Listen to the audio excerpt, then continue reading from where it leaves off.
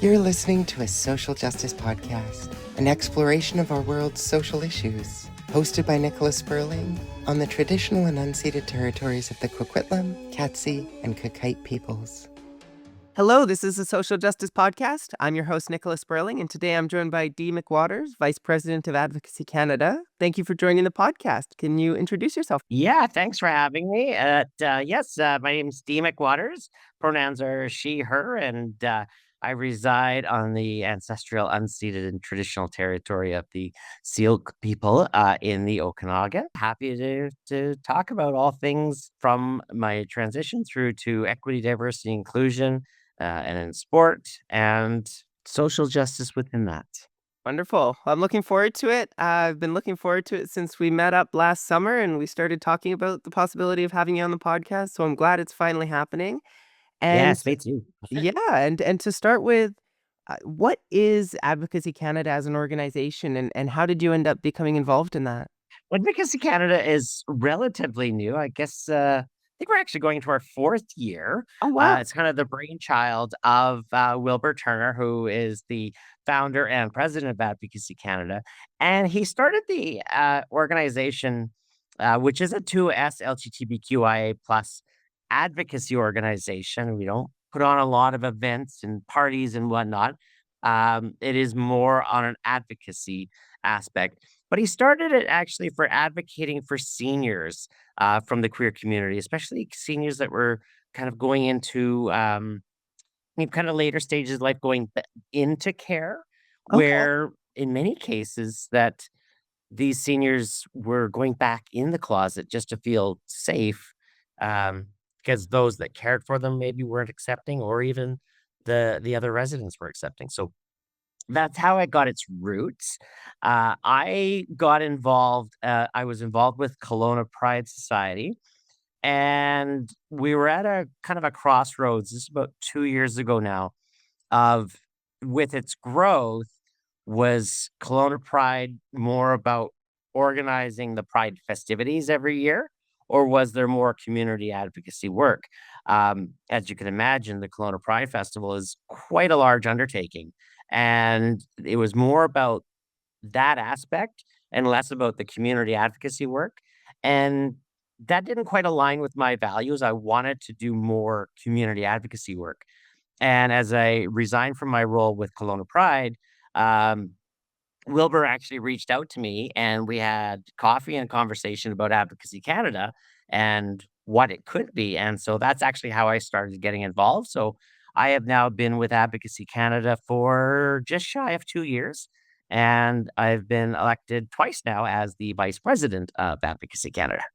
Wow. I didn't realize that that was the background of the organization because we've worked together on a committee related to inclusion in sports, and we'll get to that a little bit later. But I want to touch on that seniors piece because that wasn't something I was originally going to ask you about. But that's a huge epidemic among queer folks.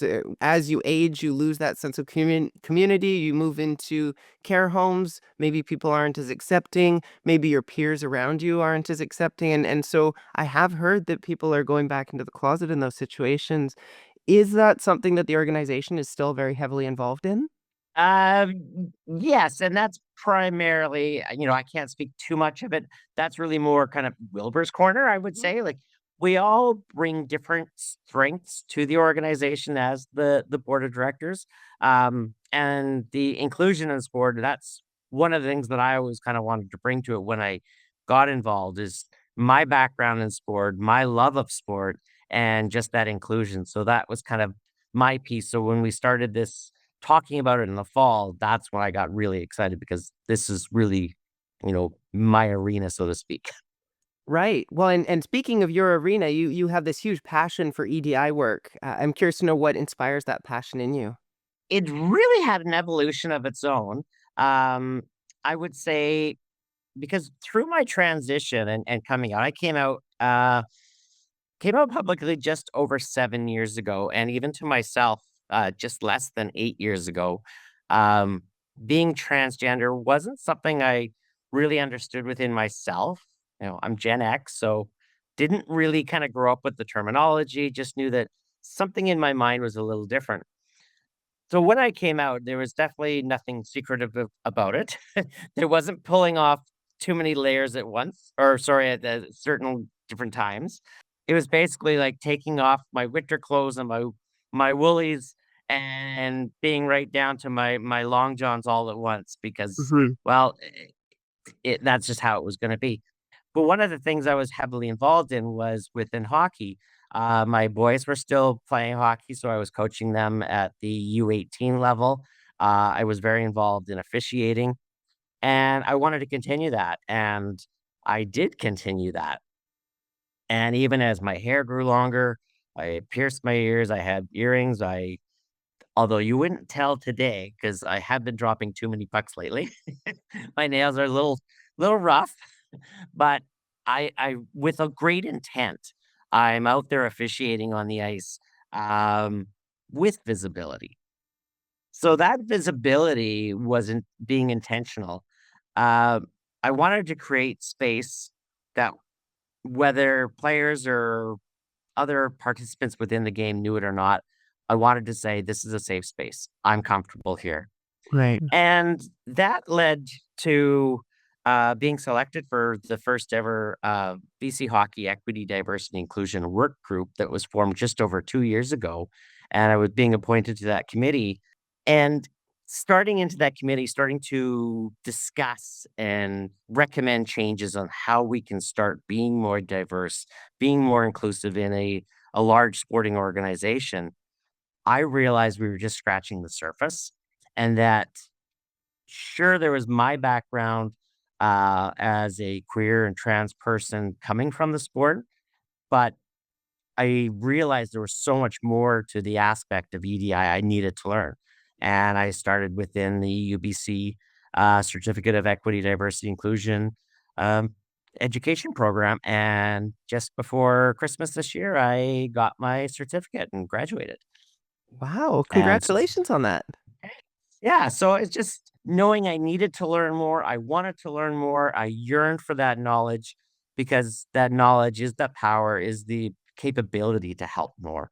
And that's kind of how it all just kind of evolved into a huge passion. And, it's not just it's not work because it is more than a hobby. It is my passion and I live it and I breathe it and it's every day. Right. And it's sort of an interesting time to have a passion for EDI work or DEI, as it's often referred to in the States. And DEI seems to be kind of a dirty word these days, in at least in the minds of conservatives, right? So I'm curious to know what you think prompted this switch in attitude around EDI or DEI, and how we push back against this idea that DEI is somehow the opposite of meritocracy. Yes, and I'm also intentional about saying EDI.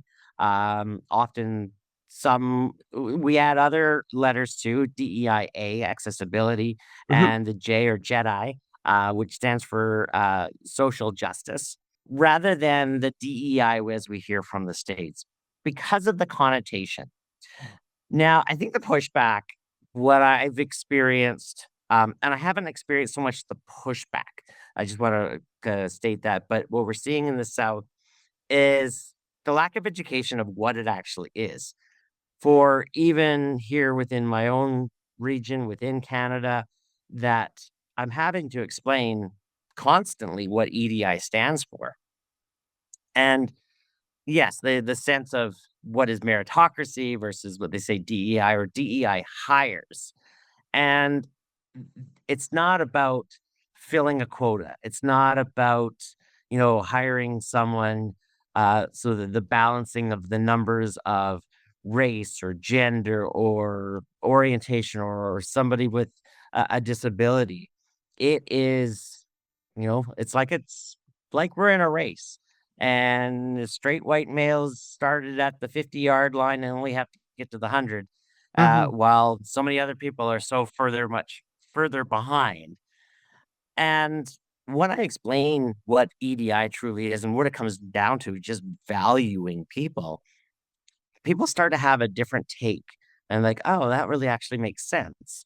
And it's about approaching how do we know we're getting the best candidates coming to the table to even apply for a position, whether a nonprofit or whether it's a sporting organization or a business. Hmm. It's about bringing the best people to the table, but we might be excluding the best people by just not even looking at the lens of inclusion. Right. So it's long-winded as far as explaining it sometimes to people, but then you start to see that glimmer of light and they're like, okay, I'm starting to get this. Right. And you talked about working on EDI initiatives within hockey specifically, and I know that you're involved in sports more broadly than just that. I'm curious to know how you ended up going down that path. Was it just through officiating and making connections that way? Was there a concerted effort that you had in terms of reaching out to these organizations and saying, I really think that you need to do some more work when it comes to this? Or how did that all come to be? Um, like I say, just officiating, just being me, being open. I guess about 3 years ago, I was involved in the U15, so under 15 female provincial championships in Kelowna, BC. I only had a couple of games, but there were some people from BC Hockey that wanted to do a story for Pride Week coming up with BC Hockey. So being part of those championships connected me with a few people at BC Hockey, and then they did a story. Found out that for just before it came out with BC Hockey, they actually got picked up. They wanted the story to go all with Hockey Canada. Mm. So that actually was pretty cool. So Pride Week in 2022, my story of officiating coming out was picked up and was a feature story for Hockey Canada for the month of June. Wow. That led me to connecting with people within Hockey Canada. And there was a lot of change, and that's when a lot of the negative issues with the junior team of the day came out. So there was a lot of upheaval and change of board of directors. But in that time, I was able to connect with people at Hockey Canada and was involved in a number of conversations just about change and what would that look like. And everyone was just kind of throwing things in the air. What do we need to do?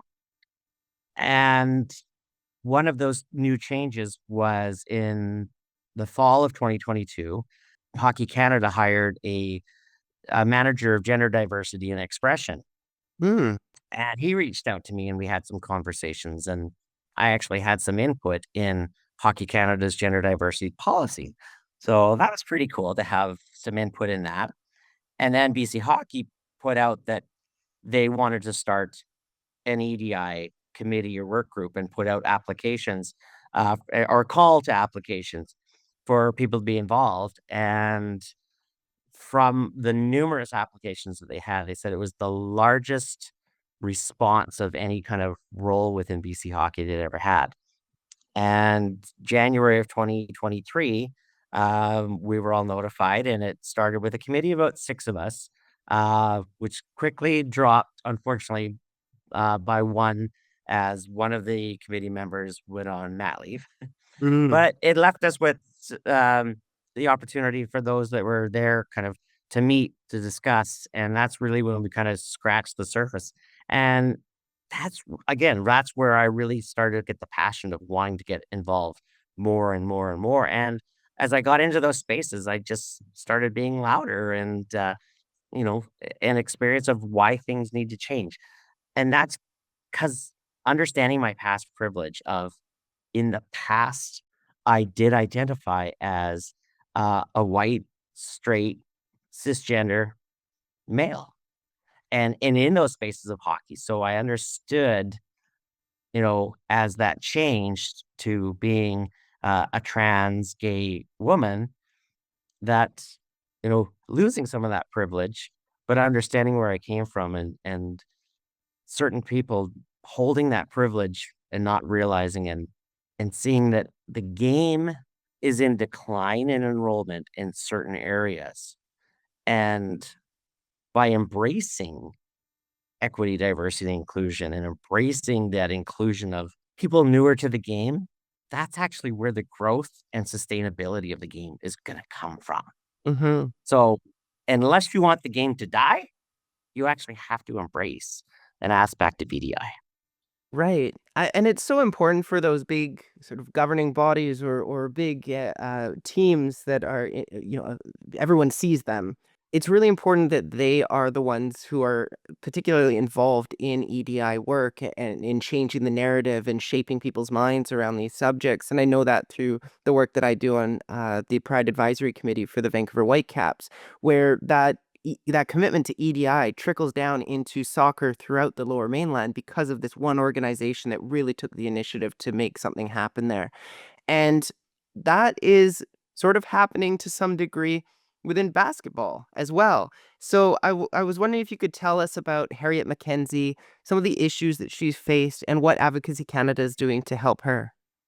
Yeah, it's what an amazing story of courage and resilience. And the article, it's a long article, but a fantastic article just came out in the Toronto Star.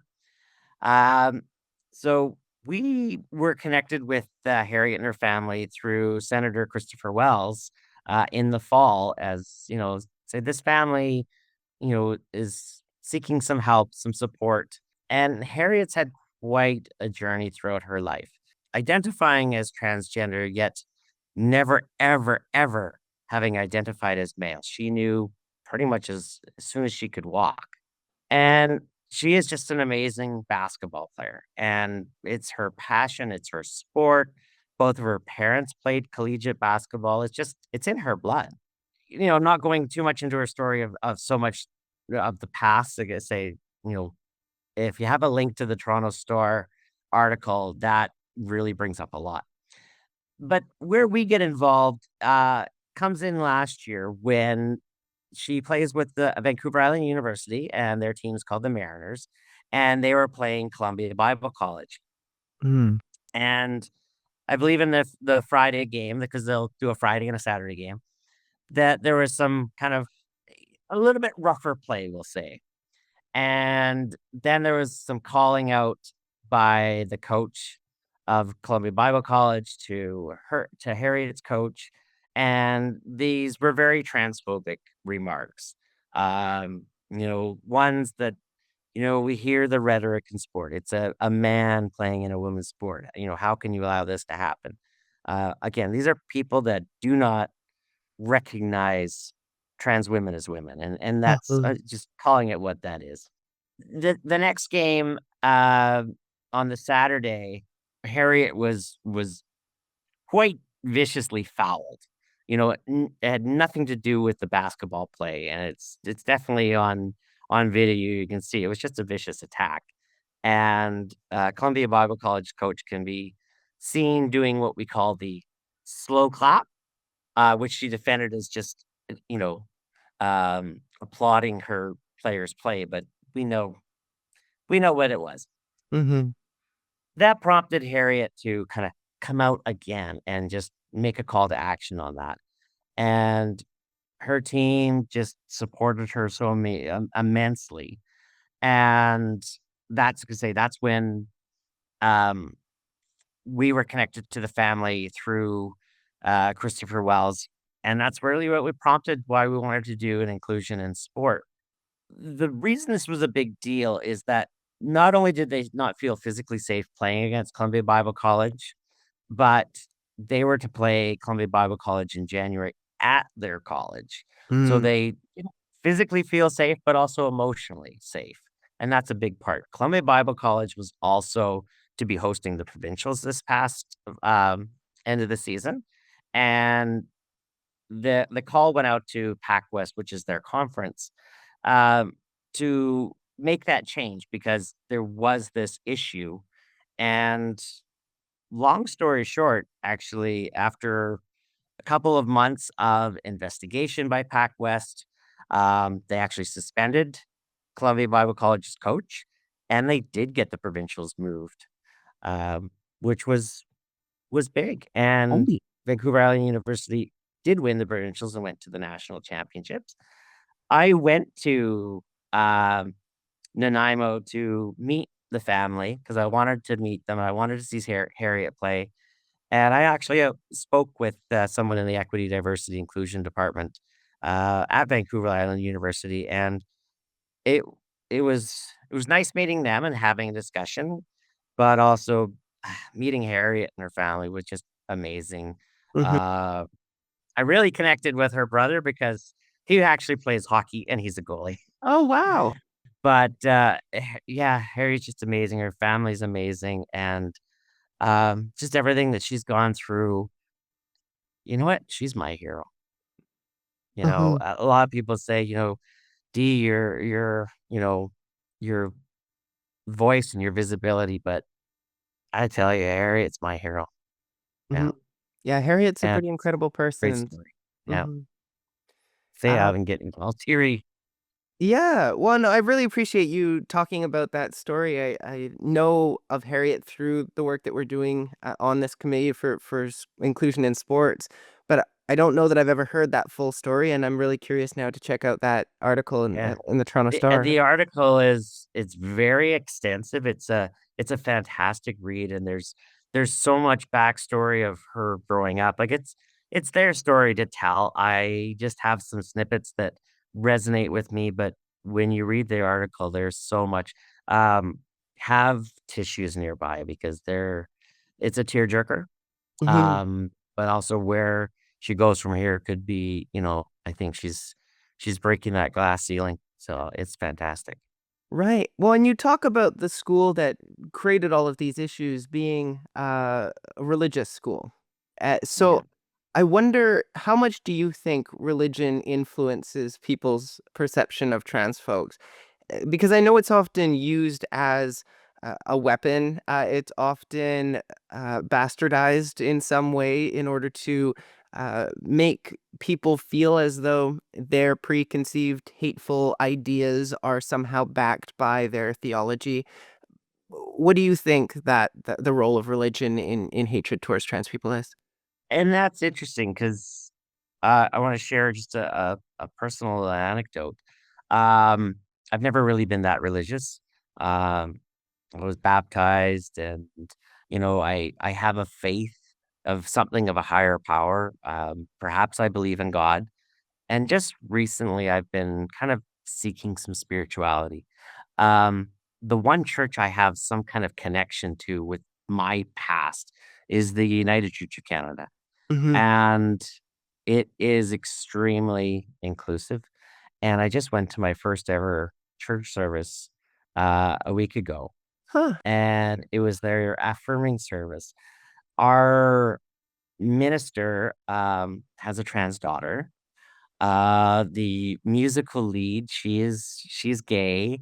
The people were so inclusive, and it is such an inclusive feeling. So if your religion is not inclusive, find one that is. Hmm. And I'm not an atheist. I believe in something. I felt very welcome by everybody that was in that space. And it's one thing to say you're welcoming, but when you feel welcome, Hmm. that's the full piece.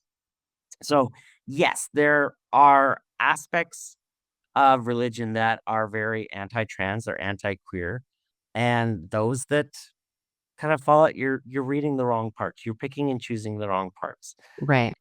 I choose kindness, and everybody that has been around me in the last 2 services that I've gone to, it's been very inclusive, very welcoming, and the people around me, all they preach is just kindness to all, Hmm. and I I believe in my deep down that is the truth of what a religion perhaps could be or should be, and Right. it just allowed me some spirituality to connect with who I am. Well, and that's important to note that not all religion has to look hateful. In fact, a lot of it doesn't look that way, right? And there's a great skit from The West Wing where the president at that time, or the fictional president, I suppose, gave this incredible speech about how people are picking and choosing pieces of the Bible in order to, I guess, oppress gay people. That we're talking trans people at the moment, but at the time that was the big thing, right? Is a man shall not lie with another man, and Sure. I mean, you can interpret the Bible in that way, but there's so many other aspects of the Bible that we don't pay attention to because they're outdated or they're not relevant to our lives. Why is it that one piece that people are pulling from and saying this is what we're going to use in order to go after this group of people? And like you said, I think it's that picking and choosing piece of saying, well, this is an idea that I hold that gay people are bad, and oh, hey, look, I found a book that kind of supports that, and I'm going to then just point to that and ignore the rest of the book. Um, but I want to shift into a personal experience that I've had recently because I think it relates to that conversation that we were just having about Harriet Mackenzie. So I was supposed to be playing at a soccer tournament this month. They have recently made a decision to exclude trans and non-binary people in the name of fairness. So in essence, what they've said is that people who are assigned male at birth have to play with men. People who are assigned female at birth have to play with women. This is not a policy as of yet. And it's not a stance that they've taken in previous years because I've played in this tournament for a number of years prior to this. But it's because of this current political climate that we live in, they've decided they needed to make a decision. And it's unusual to me that they would call this fair. And I'm curious to know your thoughts. Do you believe that this is a fair way to approach it? I mean, I'm guessing I know the answer to this one.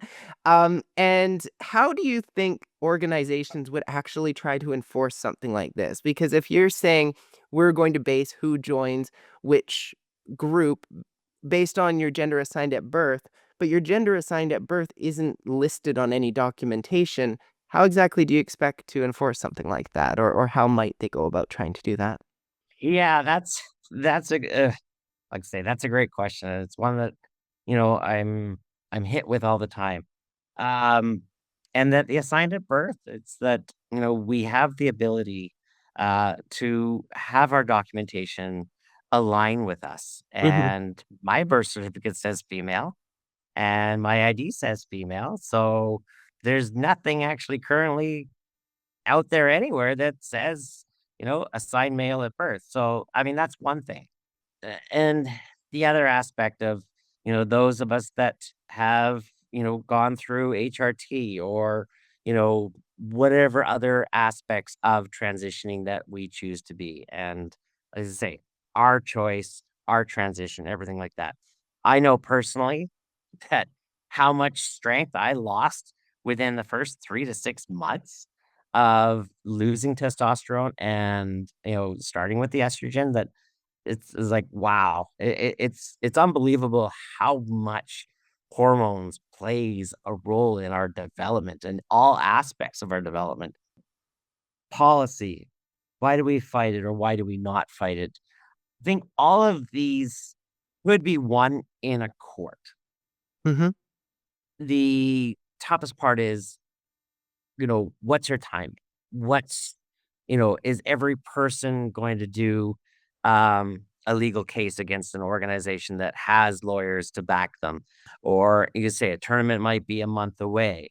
Um, that's all things that, this, so they're hiding behind a policy or non-policy just because they feel it.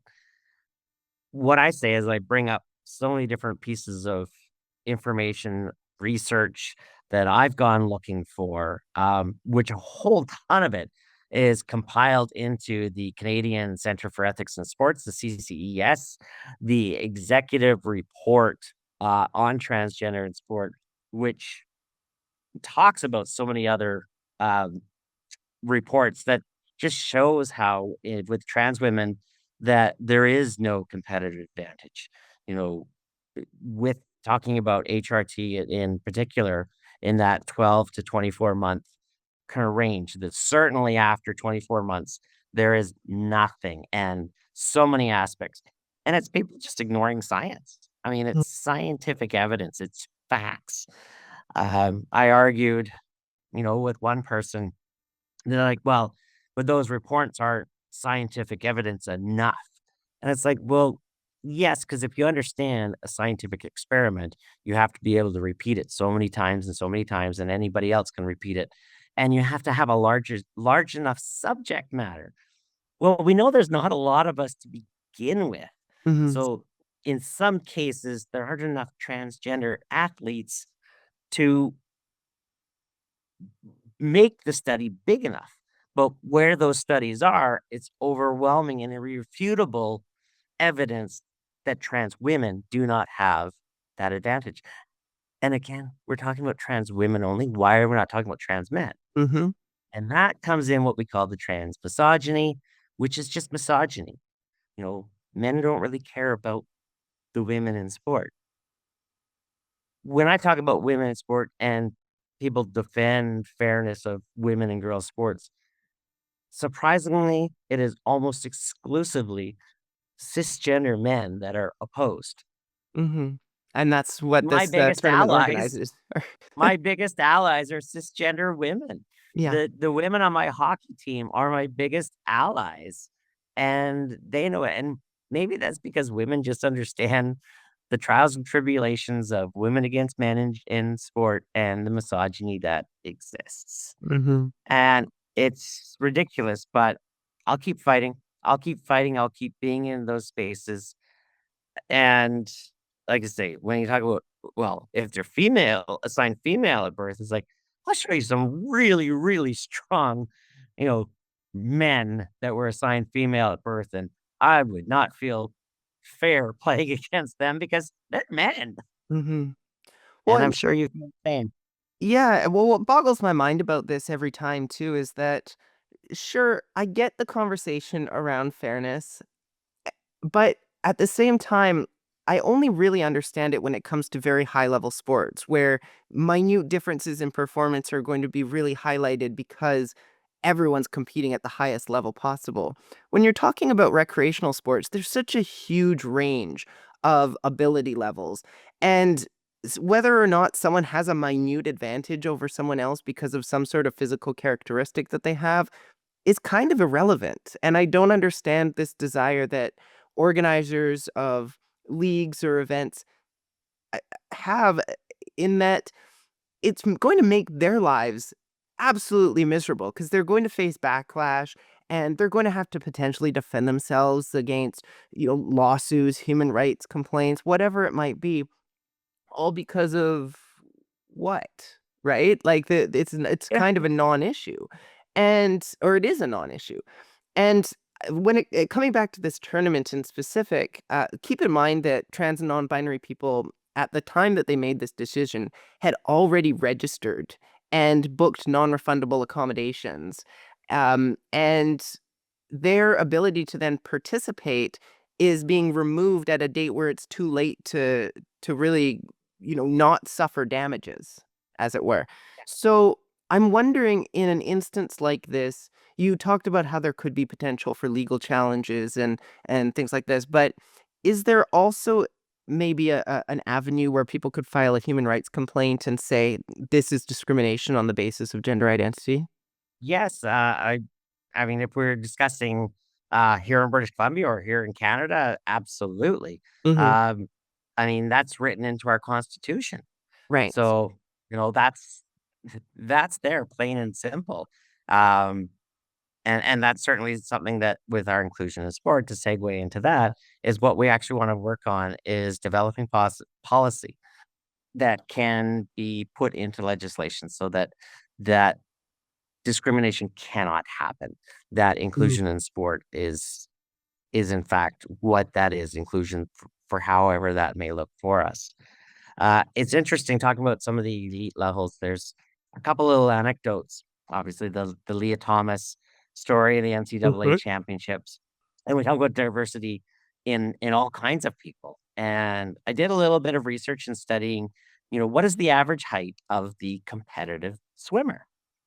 And the high level competitive swimmer, elite level, NCAA, Olympic level, they men are 3 to 4 inches taller than non-competitive athletic men in society. Mhm. And then women, believe it or not, are also 3 to 4 inches taller than the average.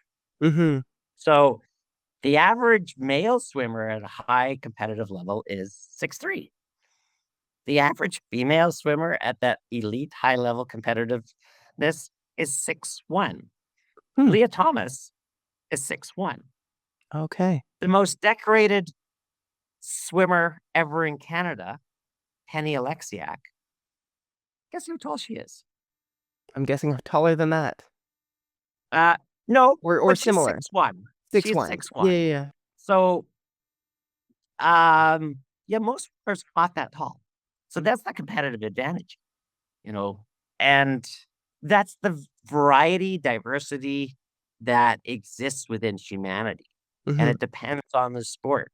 In masters cycling, Dr. Veronica Ivy, who won a world's masters cycling championships in the velodrome, as a trans woman, the person that came in second really kicked up a big stink about it. But nowhere in there did she ever say that she actually beat Dr. Ivy the previous 14 races. The Wow. one time Veronica beat the other person, they cried foul. Right. Fortunately, the World Cycling Union came up with these open female and male. So Dr. Ivy could cycle in the open class. And as she said, who am I going to cycle against? She's the only transgender person in masters cycling in the world. Mhm. So it's redundant. There's nobody to cycle against. She can cycle in men's, where she has and cannot hold a candle to men's cyclists, and they ban her from competing in women's. So where's the fairness there? Right. When you're Exactly. talking about banning people, and there's bans like in the NCAA, 530,000 athletes. The head of athletics for the NCAA said he's aware of only 10 transgender athletes. Mhm. Women in those sports that are like the Riley Gaines, like President Trump, are going up and saying, banning certain people that don't even exist in the sports that they're talking about. So it just becomes ridiculous. We go round and round in circles. It's like, who is this hurting? Mhm. Yeah, well, and you talked about the possibility for policy or legislation to be implemented that would protect inclusion in sports and make sure that it's explicit that that applies to gender diverse folks. And I'm wondering why we would need to go that route if we already have gender identity and gender expression protected by the Canadian Human Rights Act and the BC Human Rights Code. Is there something missing there that is being used to discriminate against trans and non-binary folks? Yes. And that's in Alberta. I see. Okay, so it's Where different provinces. exactly. And there was the attempt by John Rustad and the Conservatives last spring with the Women and Girls Safe Sport bill that he introduced, which was very quickly knocked down. And I read it, and it is everything they talk about is basically just not accepting trans women as women. Pardon my French, it's just garbage. And really what they brought into legislation into Alberta is not based on any facts. The sports bans and the healthcare bans, there's zero science behind what they did. And unfortunately, there's nothing if everybody that wants it, that ban, to vote for it, to stop them. And it's Mhm. just 100% opinion. So let's get out there ahead of it and call it for what it is. And being discrimination, let's put in policy that we're researching the science, state the science behind things, because it's irrefutable. Mhm. And I may be a little bit older, but certainly still as a trans woman, I know how much harder it is to lose the pounds. You have to train so much harder. It it's it sucks not being able to do what I used to do, and that's not just age. That's because I'm a woman, Mhm. and and yeah, it's a hard one to accept. Right. Well, and you talk about how we have to mobilize and make these types of political changes, and we have an election coming up in Canada soon. So how are you and how is Advocacy Canada going to be attempting to ensure that we have a government that's supportive of 2S LGBTQIA plus rights? Well, first off, we have to be nonpartisan. We aren't quite there yet, but we're very close to getting charitable status. And Mm, one of the things within that is being nonpartisan, very but strict about that. very strict about that. But with that said, the most important thing is just to encourage people to get out to vote, to research and ask the tough questions to their candidates. Don't just go to social media. There's too much artificial intelligence feeding us the negative. Say, do the research, ask the tough questions, go to the candidates. But the biggest thing is that there's still such a huge, huge silent majority of allies. And this is the call to our allies, to our friends, to our families is stop being quiet, stop being complacent. You know what you believe in. You know what is right. This is our call to action for you to please start being our voice so that we're not always the ones being the voice, being the visibility. You know, my friend Amber, who is on Advocacy Canada, and she is one of our allies. She identifies as a straight cisgender female, and she's our communications director. But she's such an amazing ally, and she's vocal with that allyship. And as she says, it's allyship is not um, it's not a noun. It's not who you are. It's what you do. It's a verb, Mm-hmm. and she exemplifies this. And that's what I my call to all of my friends and family is start being vocal. When you hear something that's garbage, call out the shit. When you if it looks like shit, smells like shit, it's shit. So you know what? If it stinks, yeah, Yeah, you know something's wrong there. call that out. And like I say, you know it's a call to action to our allies, Mm-hmm. and they know it's right. We know it's right. Right. Well, we've talked a lot about trans inclusion in sports, and we've touched on obviously the work that Advocacy Canada does, and a few other things. Is there anything that we haven't touched on at this point that you think would be really important to share with the audience? Yeah, I think if not only just in sport, um, but I mean, if you were involved in a sport and you see something where, you know, there isn't the advocating for inclusion and equity, ask why there isn't. You know, I think one of the leading organizations has been Soccer Canada, and Hockey Canada is getting there, but it's a long road, and everyone's, you know, it's they're waiting for the top down. But if you're within an organization and you're waiting for the umbrella organization, why wait? You know Mm-hmm. what? You can activate locally, provincially. Why not move it up? Why not, if you see something, ask the questions. Why are we not there yet? And you know what? Get active. If you don't want to get active, then call me and I'll get active. Fantastic. And from your perspective, this is a question I ask in all of these episodes. What is your hope for the future? That could be related to trans inclusion in sports. It could be broader than that. Just what are you when you think of the ideal future? What are you thinking of? One that there is one still. Well, I hope um, we can still get somewhere, at least better. yeah. You know what? That it just doesn't matter who you are, what you do, who you love.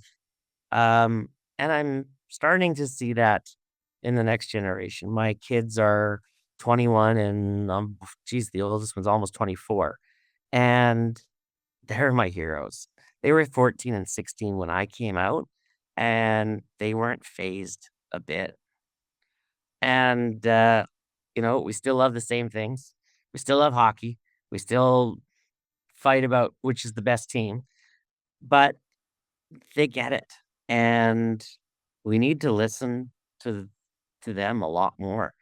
And I see whether it's in my lifetime or not, it just whether it's sport or just in society that it just doesn't matter.